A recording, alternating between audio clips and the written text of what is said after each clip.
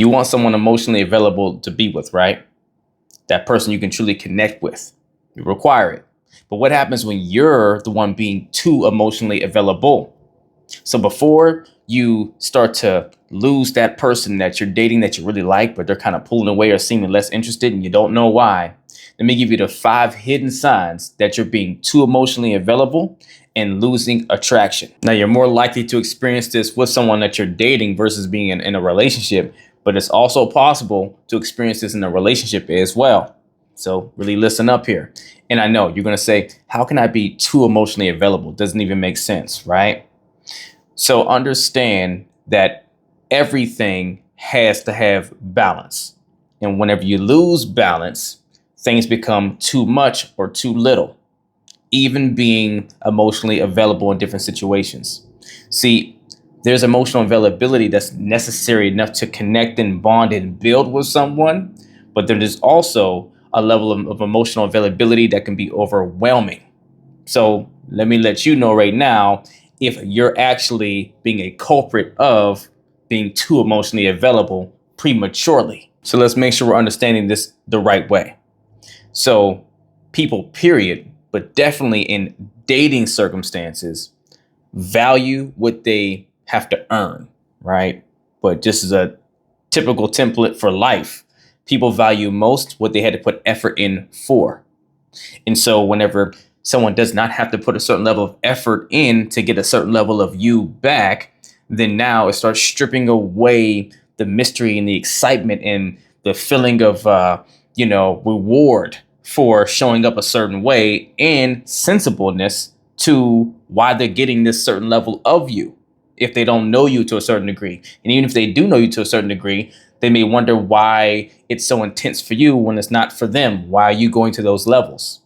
Because even beyond the mystery, relationships need balance. A dating dynamic needs balance. And it creates the biggest imbalance whenever you're overgiving and they're underinvesting. It just doesn't make sense. If anything, it can become confusing to someone that you're dating and more of a repellent than something that pulls them towards you, right? So the first sign that you are being too emotionally available is every time they send you a message, you respond instantaneously, even when it takes them hours to respond to you. And yes, I get it. I can hear some of you now saying, well, maybe they're just busy and I wasn't, right? I don't play games. And it's not about playing games. It's more so about if we're still in the dating space, even if we make it to a relationship space, but let's just stick to the dating space right now. You have to really assess for yourself what you have seen in this person so far, what has been valuable about them to this point in the dating stage to where they've earned this level of priority in your life to be on top of every message they send at the moment it comes in, right? See, the idea is not about playing a game, but it more so is, why is your life not busy enough? Why do you not have enough that is taking priority in your life that matters and has significance levels beyond this person that you're dating because they haven't earned the right to start moving up those ranks in your world? Why is your life not set up that way to where you would even have the time to respond at the blink of an eye to every message that's coming in from them? Because what it's signaling is you are heavily invested into this individual with the priority that they get in your life, because we all know adulting is a thing, right? It's difficult. There's a lot going on that we have to take care of on any given day in and out, right? And if not, you need to start figuring out how to make your life more vibrant, right? Stop sitting around. But, we have a lot on our plates oftentimes. So if you've just met someone or you're just starting to get to know someone, there should be no circumstance to where they just get to leapfrog the line, jump the line in the list of priorities in your life until they've actually earned the right to have that. No matter how amazing they may seem to be up front, they have to put in to get back, right? Because people only value most what they had to earn, right? What took something from them to be able to have the privilege to have your time, right? So when you're responding at the drop of a hat every 2 seconds, it can subconsciously send a message to the other person of, curiosity as to why are they so readily to respond to my message? Like, or are they not doing something you're not doing anything important on your side, right? You don't have a life. Like, what's going on with that? Why are you so readily available all the time? And it also starts to say you have an emotional investment into them this early on that may be premature, or it puts them in a space of wondering, well, sometimes I don't get back to them for hours at a time. Why? Or they give me that level of emotional investment back in return when I haven't earned it. And if anything, it starts to say to them that you are making them more of a priority in your world than you're making you in your own world and the things that you have going on. That's a red flag to them. Let's be clear here. Just because you exhibit this one sign does not mean you're too emotionally invested. It's a compilation of all 5 of these, or a few of them, or what have you, that creates an overall picture. That's what starts to say you're being too emotionally invested. So the second one is whenever you are always the one initiating conversations and the plans. It's like you're carrying the dynamic, the relationship, the engagement, right? That this process that you're, building with them on your back, on your shoulders. Like you're doing all the footwork and they're just kind of along for the ride, which again, subconsciously saying to them, you're not as valuable as I would maybe like you to be, or that you could be in my world, because I don't have to show up and live to a certain standard to earn this type of effort from you. I can just do nothing and you'll give me the world, which says you're not valuing yourself to a certain degree. So if you're carrying the conversations all the time and you're the ones always initiating the plans, it's screaming, I value you more than me because I'm willing to bend and flex to try to make this work with you without requiring you to show up in some way to earn my effort like I want your effort. And a third big one, this is a big one, so listen up, is when you overshare your emotions even when they're not asking. See, it's one thing to be emotionally available, right? To where you open up and you guys understandably and reasonably share personal stories, and you kind of start the process of letting them into your world a little bit to see who you are and understand you and get familiar with you, and vice versa. When they give you something, you put more in the pot too. You both keep putting in the pot, you give a little, you hear and receive a little, right? And it's like a tennis match. You hit the ball over the net, they hit it back. But if you guys are talking about a lighter topic or something where maybe you do share something intimate or an emotional thing or something heartfelt, but it's not a super deep dive combo, but you just keep going. And after they've maybe shared a little bit, they've stopped and you just keep on going, and it goes well past the initial, premise of the conversation, that it didn't ask for these other levels. Then now it starts feeling to them like you're just dumping on them. And if anything, this can be a huge red flag to them that you have some unhealed wounds and some things that haven't been brought to a resolve, because this has become like a therapy session to where you're just spilling all of your emotions on them, and it's uncalled for or not appropriate to the conversation, or they've given you nothing on their end. No like intimate deep dive dialogue on their side to where it even makes sense that you would be doing all this for them or with them, and they didn't even ask you for it. So now you're imposing your emotions on them, and it starts to become overwhelming. Fourth, you prioritize their needs over your own constantly.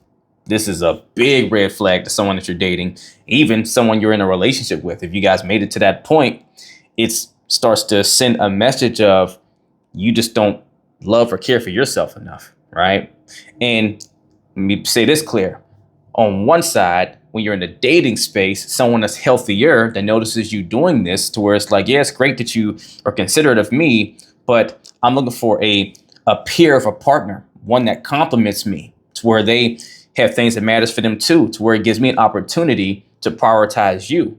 But if I notice you always bend to whatever I want to do, or you just never stick up for yourself, and you always, it's always at your expense, then now I start saying to that healthy individual, you're not healed, healthy, and whole, at least, to where I want a partner that's going to stand up for themselves too, because I feel pride in that being my partner, versus someone that seems like they have some self-validation issues and self-love issues, and therefore I'll be doing more of a parenting role with you instead of being a partner that can help you grow.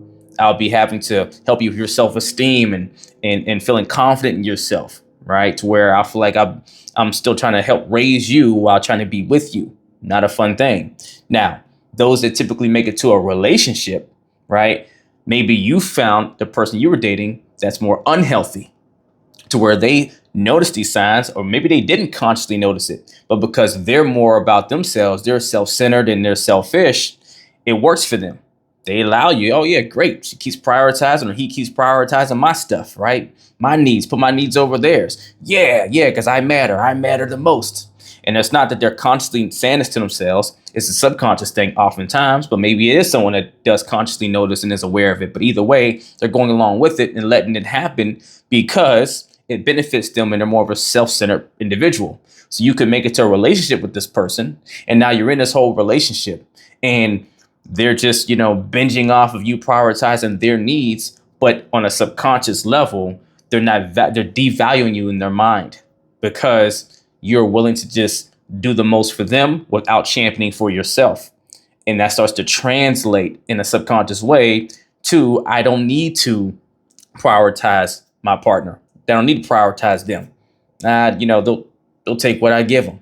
They're going to lean to my side anyways, and they'll keep going through that process. And that's how people wind up in toxic relationships and cycles that eventually breaks because you get tired of feeling this way after enough time has passed. And the fifth and very telling hidden sign is when you feel anxious or rejected when they don't give the same energy back to you that you give to them. Meaning, it's one thing for you to share something emotionally that matters to you on some level, but it's not super deep for you, right? It's not that important, but it matters somewhat, and you don't get a certain response back from them to where you understandably become curious or a little confused, and you kind of ask questions. Hey, why don't you give the same energy back or whatever? And it's just kind of like puzzling you.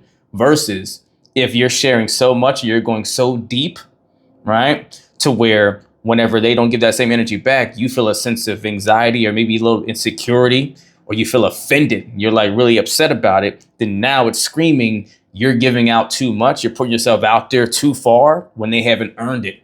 Because if they earn that level of you putting out that far, then you would probably comfortably and safely know that when you do this, they're going to give it back to you, because you've seen in numerous consistent experiences prior to where the more you would share, the more they matched you or met you somewhere on that spectrum and shared as well. But if you leapfrog and you start sharing at a level that you actually mentally you require someone to give you that same energy back to feel good about doing it, then you prematurely have invested your emotions to that degree if you haven't seen the things beforehand, unless you know that they're going to kick it back to you. Right? To where now you're in a position where you're feeling really anxious and you're feeling a sense of rejection and you're feeling, offended and like it's a violation, if you will, because you gave them access to a level of you emotionally that they haven't earned yet. So if you're seeing yourself in these, it's a great chance you're overly investing into someone that's not investing into you the same way in return. And if this is someone you're dating, it's a really good chance that they are becoming less and less interested and attracted to you, because by this point, you'll probably notice, if you're not in it currently or you've been in there in the past, that person starts becoming really distanced. They start communicating a lot less frequently, right? It becomes really hard to hang out and see them because now they're kind of turned off, if you will, and you don't know why. Well, this is why. How do we stop being too emotionally available too soon? Well, first, give them space to miss you, right? Yes, we want to bond with our partner. We want to give our quality time. That's awesome. But everything's about balance. So just as much as you have quality time, you need to create space to where you have your own life doing your own thing and give them an opportunity to reflect on how much they value you. Someone can't sit and reflect and think about all the wonderful things that they love about you if they're always in their space, right? It's all in real time. They don't have time to reflect, right? And next, you have to stop responding so fast whenever they reach out to you if they haven't earned that level of your attention yet, that priority yet. So when messages come in, before you jump to going and just getting back to them, ask yourself, what of priority in my life have I not handled yet before I get back to this message? That's moving me forward. in life as an individual to keep growing and so forth? What did I not get done first before I go jumping to message this person when there's things in my own life that are not getting done or getting the result or still needs to be progressing that I'm putting second in the order to getting back to this person that it hasn't earned the right to even have that priority over something that's moving my life forward, right? And give them a chance to initiate, right? If they start initiating on their end as well, and they start putting that same effort in and they're responding to your messages a little bit faster and all those things, then okay, maybe you start letting them move up in that priority list of when you get back to them before other things that you take care of in your life, right? Because they're starting to earn that by showing you that you're as valuable to them as you are to yourself, right? So that when you start to respond back quickly, you're showing them, hey, you're valuable to me, right? I value you and I see you and I want to make sure you feel that because I also feel that from you. So I want to make sure you feel it back from me. Has to be balanced. The second thing you do is piggybacking off the first one, you focus on your own life, right? Yeah, I was just talking about adulting and everything else, but you have to be the biggest priority, period, in your world, right? And the more you focus on investing in yourself and you make time where you can for the people you date or for your partner, the more attractive you become, right? People like to value someone they had to earn and had to really be at a certain standard to be in that person's world. And so the best way you become attractive to someone to want to be that for you is by modeling and living, having a vibrant enough life that makes them want to be a part of it. If you spend all of your time bending and flexing around to accommodate them or jump into what they want, what they need, then effectively they don't get a sense of who you just are without them in the equation. They get to see how you operate and how you bend and you adjust to them, but who are you? So they can figure out how they want to assimilate into your experience and give them an opportunity to show up and live to a standard to earn your value because it makes them feel prideful to have earned someone that's worth having. And the third thing, match their energy in a positive way. If they're giving you 50%, stop giving them 100. Meet them where they are, right? So it stays more harmonious, more balanced, and more reasonable, right? Stop overgiving what they have not invested into to get back from you. Being emotionally available is not a bad thing. Obviously, it's a beautiful thing that more people need to do, right? But when you are overgiving without receiving in return, you start to lose attraction, right? So be open, but also make sure you're being valued. Let's get it.